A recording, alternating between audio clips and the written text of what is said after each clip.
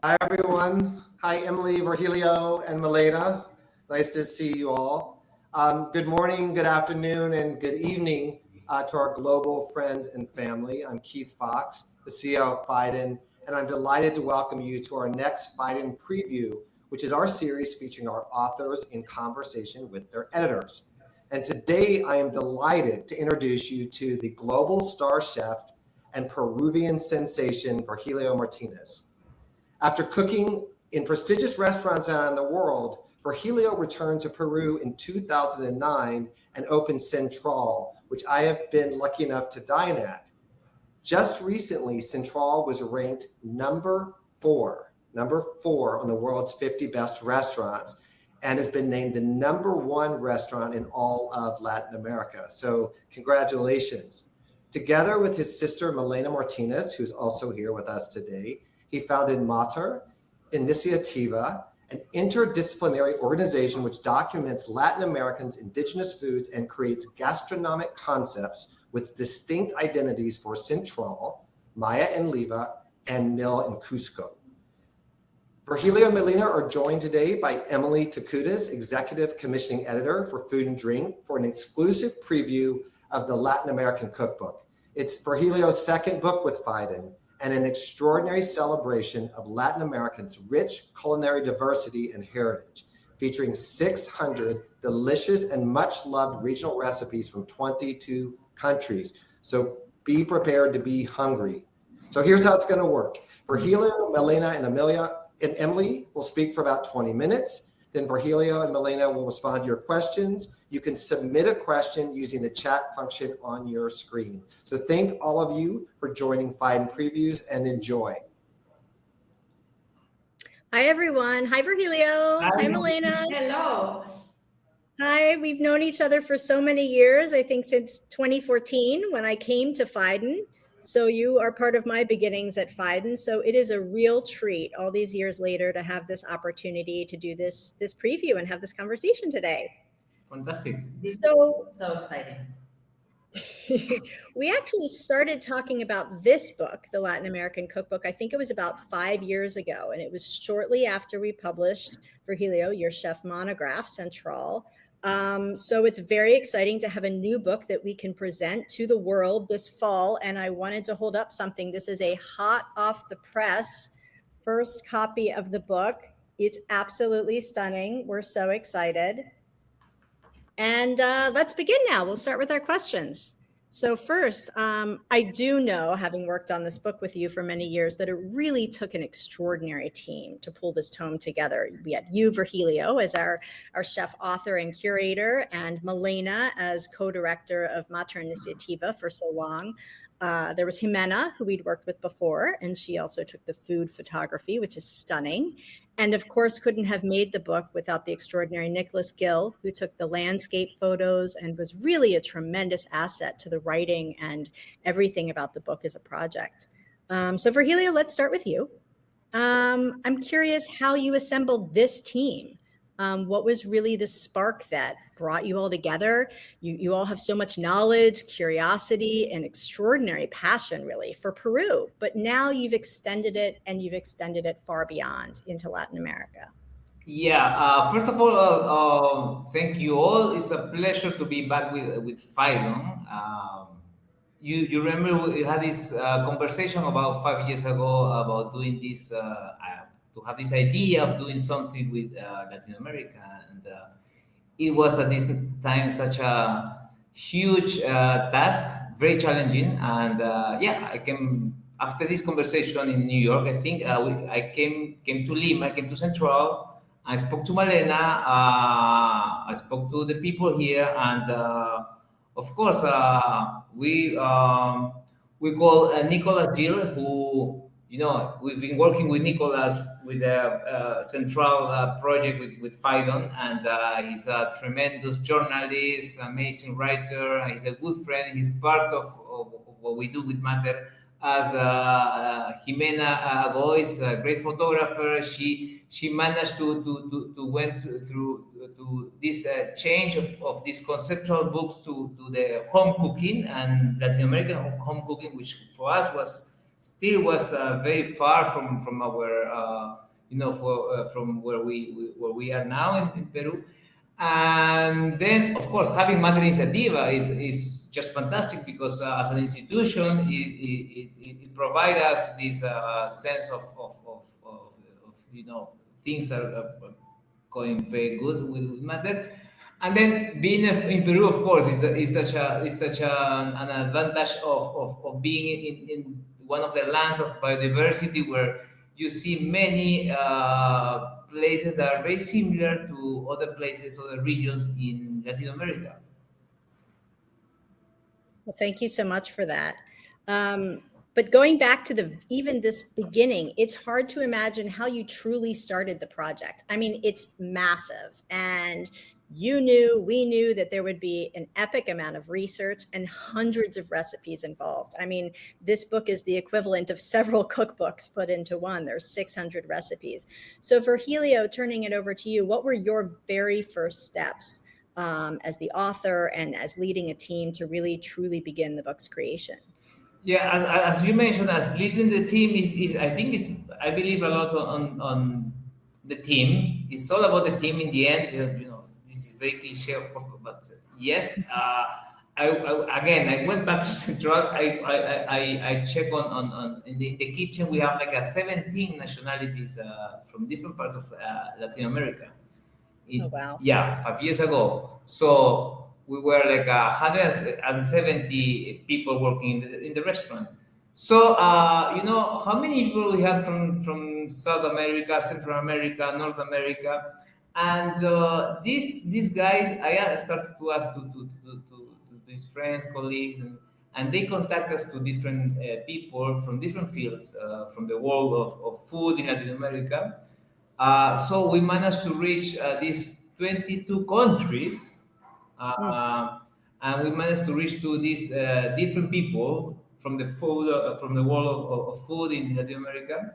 And suddenly we started to create this huge community of people just trying to present something from their own regions, from the south of Chile to up in Mexico and so on. I love this. And I remember you saying also at some point that you contacted not only people within your team, but grandmothers, fellow chefs, food historians. You went through cookbook libraries. I mean, just a tremendous amount of scholarship and research that you brought to this. So it must have been an extraordinary process. And I'd like to hear, Malena, maybe you can tell us a little bit more about the outreach and kind of the next steps. And did you guys travel as part of this? Yeah, sure. I mean, we had been traveling before the idea of a book, and we had already known how little we knew about Latin America and about these other countries and these other regions. But I think it's a very matter thing that we think about food in a very horizontal kind of way, in the thing that we convoke other fields of studies and other and people from different backgrounds to see what we see. And so when we decided to draft an email and try to reach other people from these 22 countries, it was very much like trying to expand our network and trying to get in contact with new people that could allow us to have a view into their world.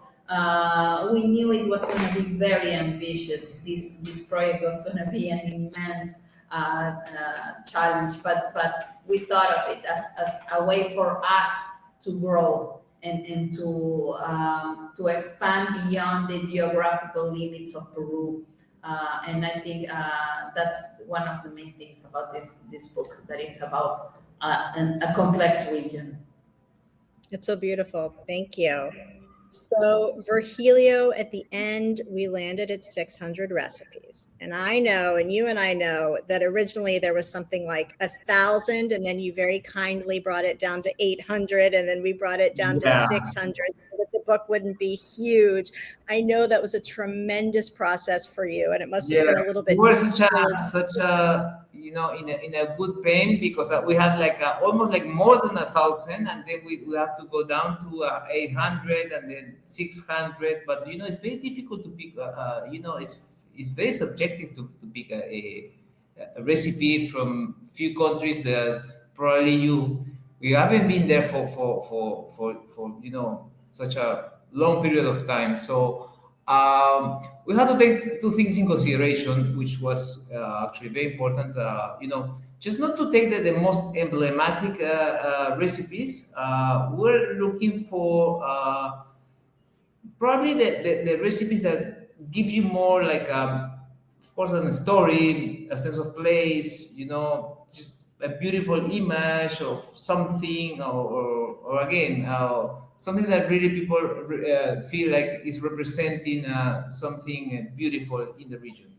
And then there is another thing that we have to take in consideration, which is that these recipes probably I want the people from Latin America. We wanted the people from Latin America that they will recognize in their place of origin that recipe as their own recipe. And that was such a difficult task because from Lima, we had to speak to lots of people about this. And Malena mentioned how many people has been involved into this, which I have to say thank to all these people who has been working with such an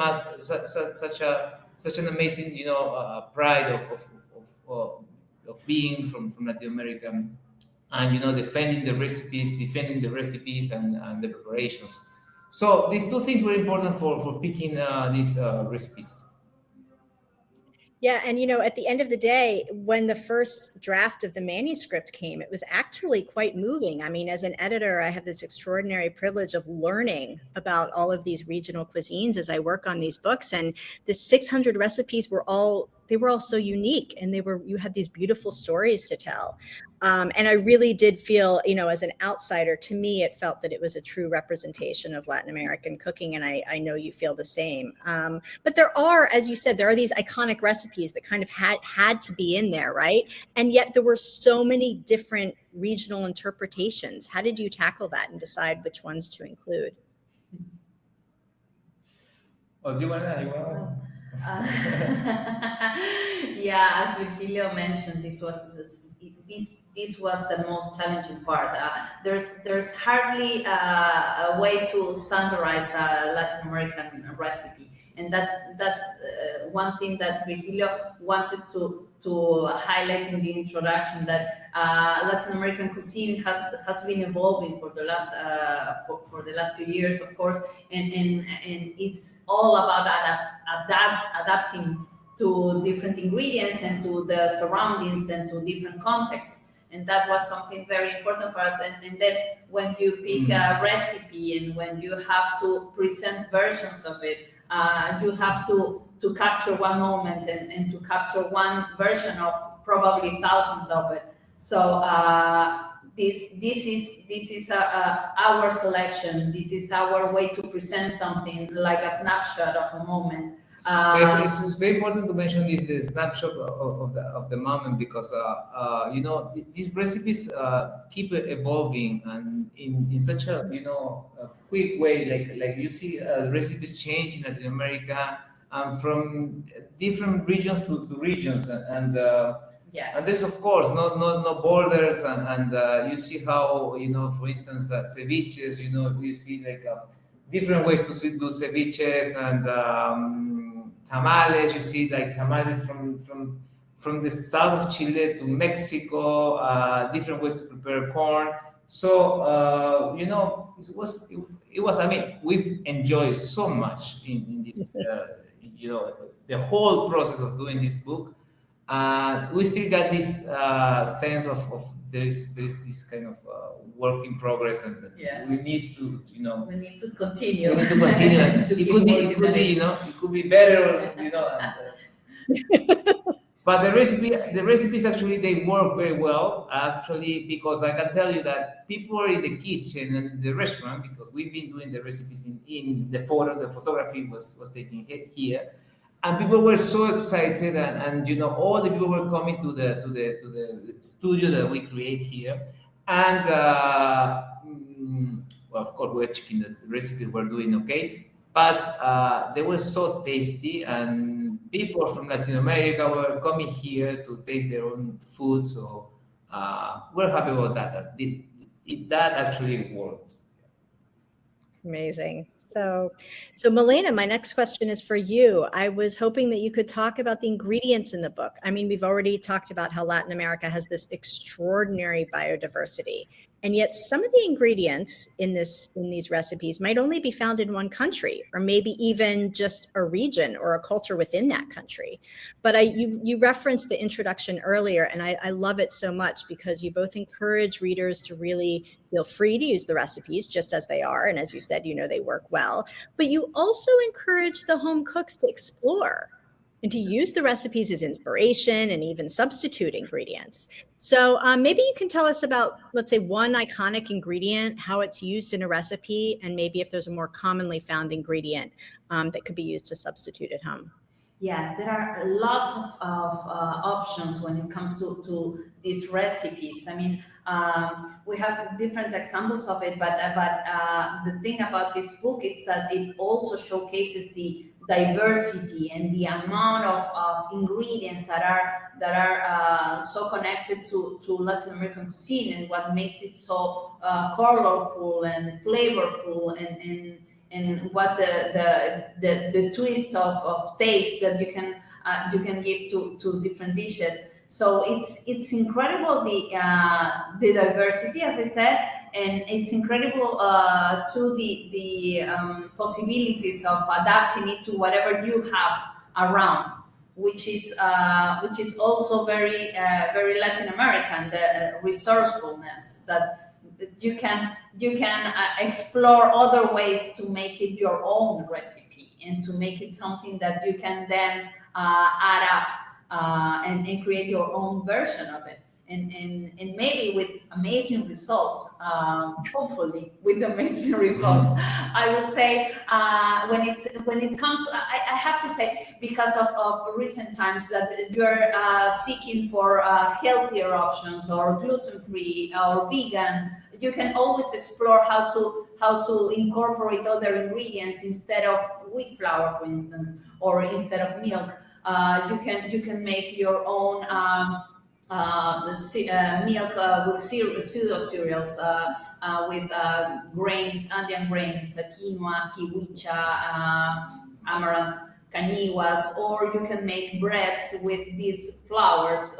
We even have put breads that are made with cheese, of course, and yuca flour, and there's also chickpea and these other options. And then you'll find that the glossary is incredible in showing that same thing, that there are many varieties, and not necessarily, and not only that there are many ingredients, but there are also many varieties of the same ingredient. Like you have ají, for instance, and that's a chili pepper, and then you can have the dehydrated form that has another name.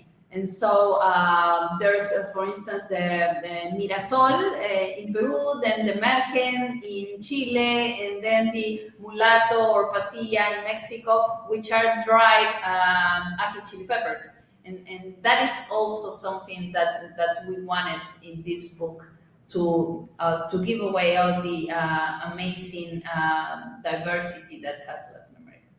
That's great. And you brought up something that reminds me, which is that the book, every recipe actually has an icon system. So if something is gluten-free or vegan or vegetarian or dairy-free, we have these little symbols there. So for anyone who has any dietary restrictions for themselves or their family, we have that as guidance as well. But I want to take a moment, since we've been looking at all of this stunning imagery, both the landscape and the food photography. Clearly, the photographs play a really big role in the book as well. And Virgilio, you and Jimena, really went to great lengths to ensure that the recipes were presented authentically. I know how really important that was to you. So maybe you could briefly talk to us about that process, Virgilio, of the propping and the styling, making sure that things were authentic and look true. Yeah, as you can see in these images, like you see different tablecloths, little bowls, gadgets, different sizes of stuff. These things came from the team, the guys in the kitchen. So the guy, somebody from Guatemala, was bringing their stuff to help us to create this atmosphere of giving this sense of being in that place, and in being in that home, or being in that restaurant, in that little restaurant.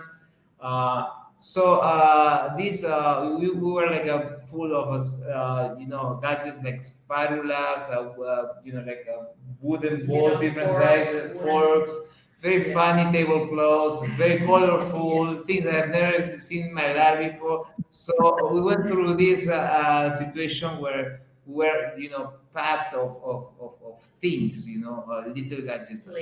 We still have them here, so it's as you can see here, it's a beautiful colors and actually most of them, every single, I also like every single one is like is giving you this sense of being in that place. In that dining room, in that home. Yeah. With that. Yeah, and that precise moment, that was important. Great. So we've talked about the recipes and the photos, and now, one of the things that I love so much about this book are the narratives. They're so rich. There is so much to actually read. I think people often think of cookbooks as strictly for cooking and looking at the photos for inspiration, but there's a tremendous amount of narrative in the introduction. You have these beautiful lengthy chapter openers, and every single of the 600 recipes has a headnote story. And I love it because you're providing either context or history or food culture, or maybe you're talking about a cooking technique or some special ingredient, but they really just add a beauty to the project as well. And I love, for instance, Virgilio, you had so much to say about corn. So in the end, there was a whole book, here it is, a whole book page just about corn, because you felt like you couldn't possibly just list the corn recipes without all of this context, which was just really quite stunning. So I was curious, when you were researching for the book and researching the narratives, what were some of the things that really surprised you? I would say I had this idea of Latin American cuisine that of course, we've been through this fusion and these melting pots in different regions. So for me, it was most about improvisation. I had this idea in my mind, but then when you go deeper, and you see how the level of complexity on techniques is very, very high, and from the agriculture to the preparation to the table. So you mentioned the corn. That's a good example. The nixtamalization process is such a the level of technique of craft and how you compromise your time doing this is just amazing. And this is one example of many other preparations that are happening in Latin America in different regions. Great, thank you so much. And I have a question now for both of you, actually, and I can't help but hold up the book again. I mean, I'm waiting for you to hold it in your hands. It just feels so good. It feels hefty. It has nice texture on it. But now that we have it, what are your hopes? What are your dreams? We have this special book that people can read and cook from in their home kitchens. And what are your grand dreams with this? Well, I love the idea that people get more of Latin America in everywhere in the world, and we noticed that Latin American food is everywhere. Like you are having tomatoes, quinoas, you are eating, everywhere you are eating potatoes, vegetable roots. What else? Coffee, cacao. So there is like let's say probably about 50% of the foods and the biodiversity of Latin America is providing, food to the world. And this is important to mention, and to be part of having this, to give this visibility and work on this has been for us. We feel very, very proud of doing this. And Malena, if you want to add something about. Yeah, I think this book has shown us a lot of things, and we are taking a lot of lessons. For instance, in the process of gathering this group of people and creating some sort of a community of contributors, we understood that there was a lot of pride and a lot of generosity from all the people that has allowed us a little window to their homes and to their tables. Anthropologists, biologists, journalists, writers, everyone that has in some way contributed to these recipes. We appreciate it so much, and we saw that there are no tiny countries, there are no tiny regions. Everyone has something to say, and we hope that the stories in this book are gonna invite people to come to actually visit these places and actually see for themselves what is it about this recipe and what is it about the story. We didn't want to show facts or data or technical information so much as stories of actual people and real people. So it should be an honest way to connect to the world. That's so special. And I just want to take a moment before I ask you my last questions, just to say what a privilege it has been to work with both of you on this book. I have gone on my own journey through the bookmaking of this. I've learned so much, and I'm so excited, as I said at the beginning, to share it with the world. It's a true, true pleasure. So I have one last question, again, for you both, but we'll start with you, Virgilio. Your wife, Pia, is also an incredibly talented chef in her own right, now with her restaurant, Koye. And so I was curious, you've touched on how this process has changed your thinking in general, but I'm curious more specifically as a restaurateur, as a chef, as you think about your future, your current restaurants that you may have down the line, how has this research really influenced what you think you may do in the future, you two in those roles? And Malena, curious, Matra Iniciativa, which has been around a decade now, you're moving into the next decade, and how has this research affected what you think your future projects will be? So Virgilio, we'll start with you. Well, that's a very, very important point to mention that, of course, as chefs with Pia, we've been so much committed and focused on what's Peru and Peruvian territory. And suddenly we're coming with this all this information coming from South America, Latin America, Central America, and we kind of had this feeling like, okay, let's do something with Latin American produce, ideas, techniques, and we've been working on this. I'm not saying that we're gonna do like now a full tasting menu about Latin American cuisine, and we're not gonna switch Central and Koye in one day. But of course, we're seeing more opportunities in Latin America, and it's such a huge and vast territory, so much inspiration, so many amazing people, and so many people has been working with us and giving us. Providing us some really good information, for Matra Iniciativa has been an amazing, level of quality of information to work and not to see it just Peru. Of course, there is no borders, but to see, beyond what's Peruvian territory. To broaden our vision, our visual field. Yeah, that's definitely what happened. And as for Mater, because during these past 2 years that have been so challenging too, we have been focusing a lot on experimental farm field in Cusco because we have our mill. But then with a project like this, we noticed that there's a lot of openness of people to do stuff together, to be closer, and to actually connect in another level. So when we're talking about crops, there are no limits. We shouldn't be talking about the Peruvian territory as a closed thing. but we could be talking about ecosystems that are repeated all over Latin America and even beyond Latin America. And that is something that made us realize that we could be talking about a region, but we could be talking about the origin of ingredients and how the existence of these ingredients have to do with the life of people and with a social ecosystem. So we think that's the one of the biggest lessons of this project. Well, thank you both so much. I would love to just keep talking for another hour, but we have about 10 minutes for questions. And I know we have so many people watching today and the questions are pouring in. So I thank you. Thank you, Virgilio. Thank you, Thank Malena. you. It's always a privilege to work with Phaidon. Emily, you've been fantastic, and I gotta thank again. Malena, it's always a privilege to work with Malena. You know, such an inspiration, really, my sister. And yeah, I have so much gratitude about the whole thing. You know, I think the team was just incredible. I have a tremendous grateful.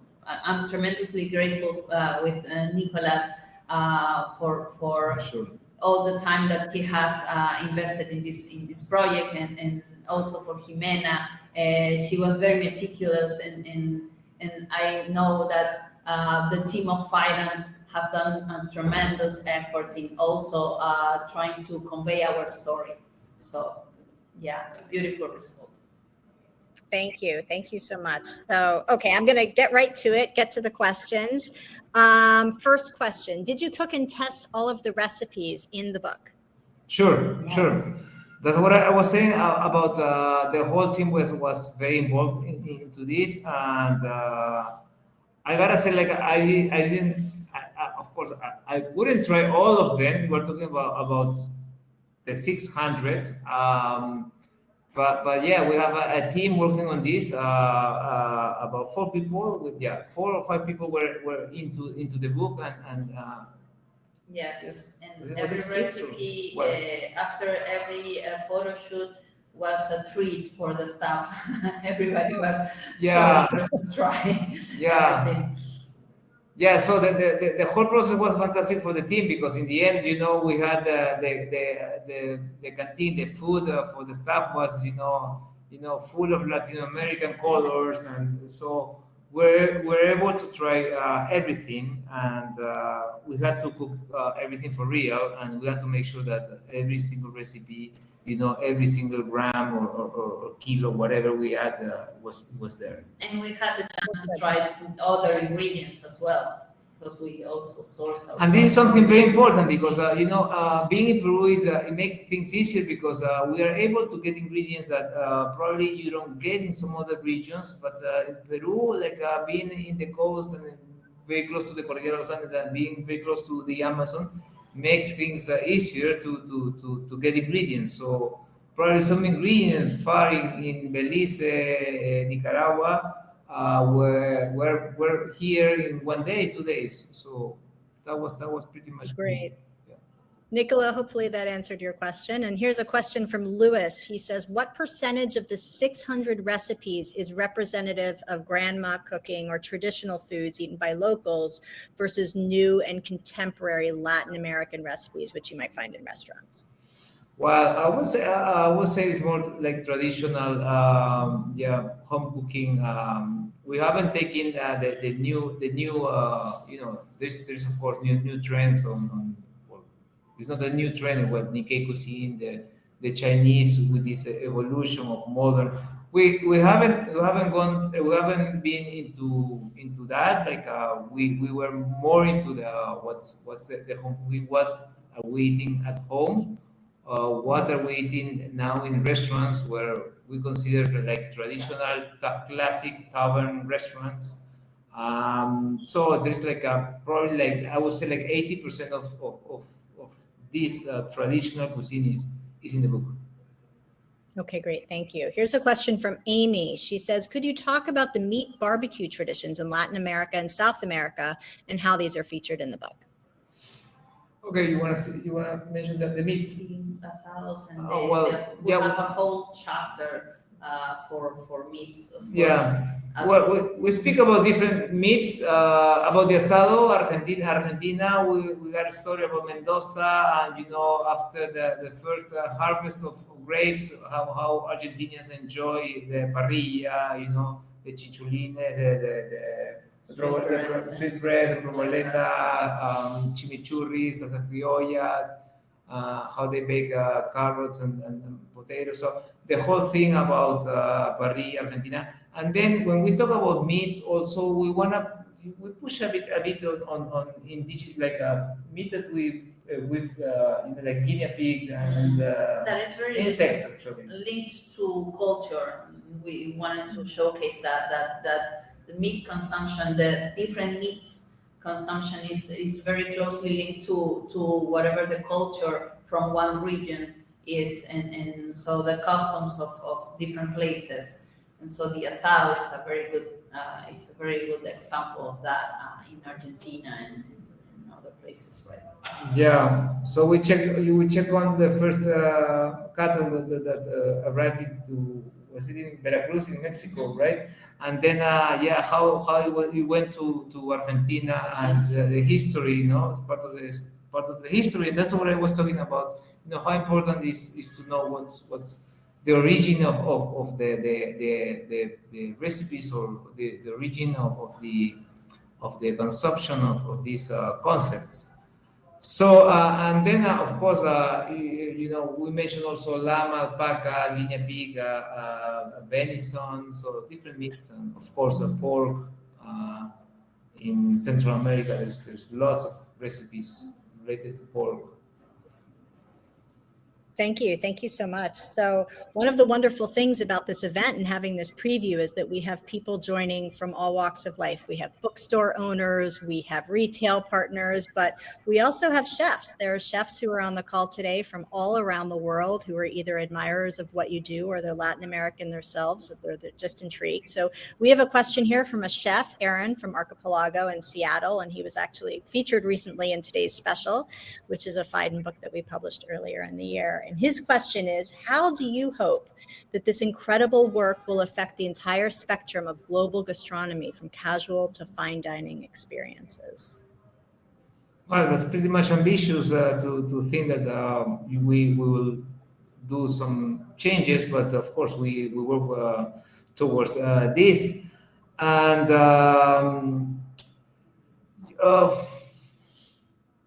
I think it's probably about the value of things and the value of diversity, ingredients, and the value of culture, and we hope that making that visible will allow people to think more deeply about ingredients and the origin, and how maybe by consuming something you're consuming a little bit of the culture of somebody.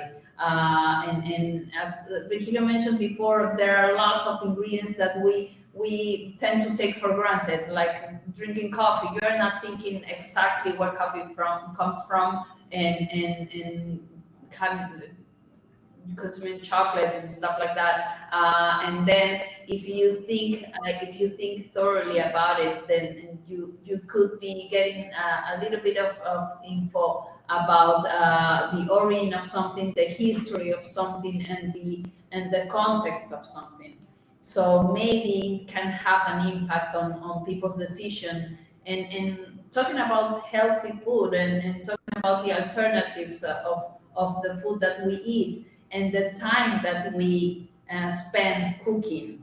Because these home cooking books are exactly that. It's an invitation for people to invest time in preparing stuff and connecting with food again, which is something beautiful, and we should be promoting that more. And I think that's part of the job of cooks right now, that they promote that people connect by preparing stuff at their home. But of course, that the whole idea of fine dining is having very good changes because you see more, like let's say Latin America, you see more of Latin America in Latin America restaurants, or fine dining restaurants, and even in the casual restaurants where you used to see most of European techniques and European ingredients and lots of ingredients coming from different parts of the world. Now you see that people is of course working with more local ingredients, and people